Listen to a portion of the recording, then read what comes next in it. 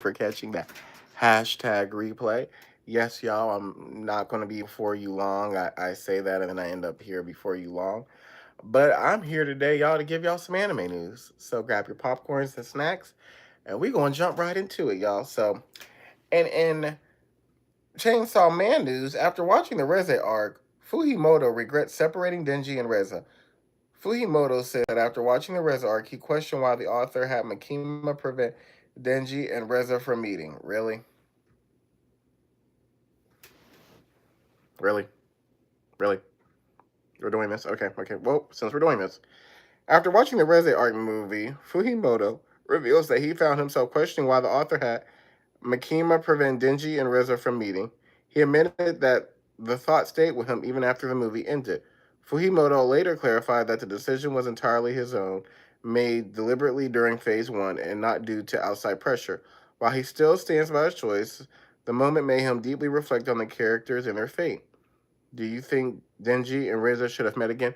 Okay, y'all, I've stated this before that I would have loved, there was a small piece of me, like this much of me, that would have loved for them to meet again. That would have loved for them to come together and would have loved for them to, run away and spend their lives together. However, Makima wasn't about that because y'all got to remember all this that you just saw, that movie was a scheme that Todd's cousin Makima set up to come to us with the BS. So Makima wasn't going to let that happen. She did all that to bring Bomb out so she can get rid of Bomb. She's not slick. And so part of me, but I'm so glad they didn't get the happy ending because you're not going to level an entire city, literally kill everybody in the entire, well, unalive everybody in the entire city, and then think that you're just going to get your happily ever after. No, ma'am. No, ma'am. Not over here. You're not. Maybe somewhere else. Now, we have Dr. Stone news. Now, I know a lot of people like Dr. Stone. Hi, how are you, James? I know a lot of people here like Dr. Stone. I do. I haven't given it a try, but let me know if I should. We have in Dr. Stone news, Dr. Stone author Boichi to stop posting anime and manga art on X. Boichi cited a new X feature that allows Grok AI to generate edited artist images as a reason for his decision. Dr. Stone, hi, how are y'all? Dr. Stone creator Boichi has announced that he will stop posting anime and manga illustrations on X. I'm good, James, thank you. He cited newly introduced features that allow Grok AI to directly edit artist images, raising concerns over creative control and artist rights. Here y'all go with that AI. Here y'all go with your AI and your Grok AI and overusing it and using it for all the wrong reasons. Now you got people not posting their work online because they're afraid that y'all going to edit it and try to create it for their own. Y'all got to be careful, y'all, because I'm hearing great things about Dr. Stone. Dr. Stone is becoming one of the up there, and it's rising in anime love, respectability, and credibility. Y'all better stop, or y'all going to lose your Dr. Stone. It's just going to be a book, and y'all going to be heated. Now, y'all, and Demon Slayer news. Y'all, 3,000 people have already watched Infinity Castle after it was leaked in HD. Y'all going to jail. Y'all going to jail and y'all love playing in court. Why do y'all love jail and court so much? Let me know, because I don't like jail and court so much, y'all. But shout out to Daily Dose. It reports that it hasn't been 2 days, well, 6 days now, since the film has been released in HD, and more than 3K people have already watched it, according to multiple streaming sites. This has reportedly caused an estimated $3.4 million loss in the studio. As a result, many anime fans are now pressuring Crunchyroll to release the film officially as soon as possible in hopes of salvaging whatever revenue it still can.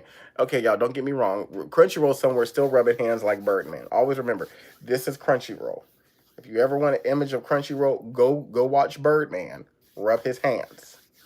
That is Crunchyroll in real life. Why y'all watching?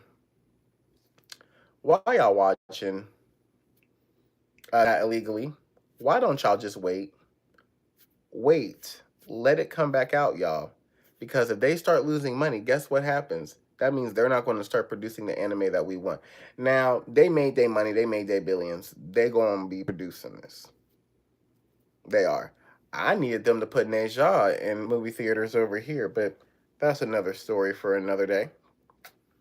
And in Daily Dose News, y'all, Sentenced to Be Heroes 1 hour premiere episodes now streaming. New anime alert. New anime alert.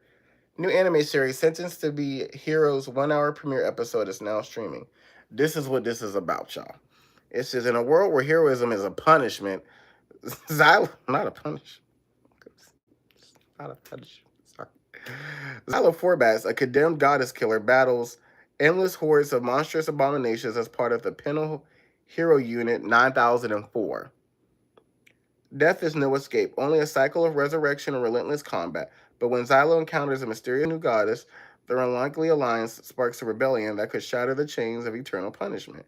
Has anybody heard of this anime? How y'all doing in the chat?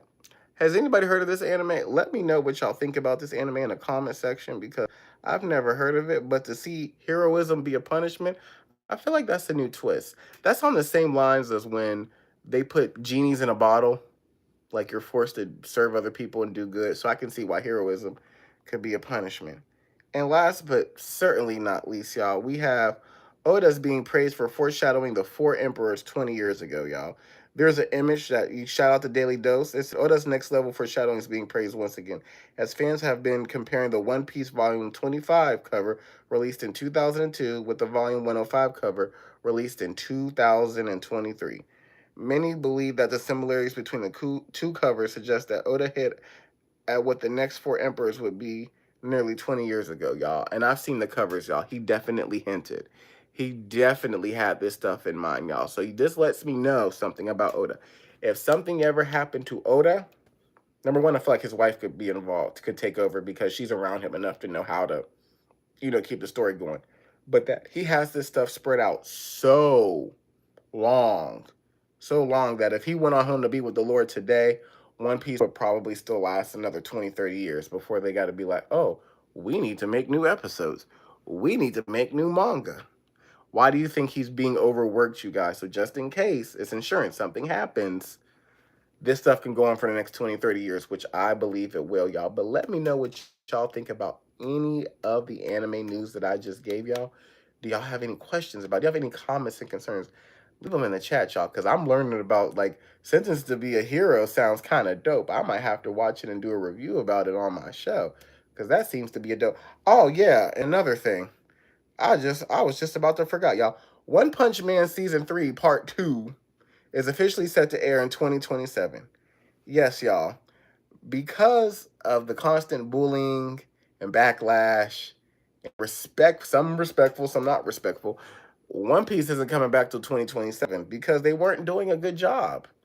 And they were subjecting their fans to pure and utter trash. So I'm glad y'all were able to bully them into making a better series, going back on the storyboard, going back on the drawing board, and creating better quality anime. Shout out to y'all.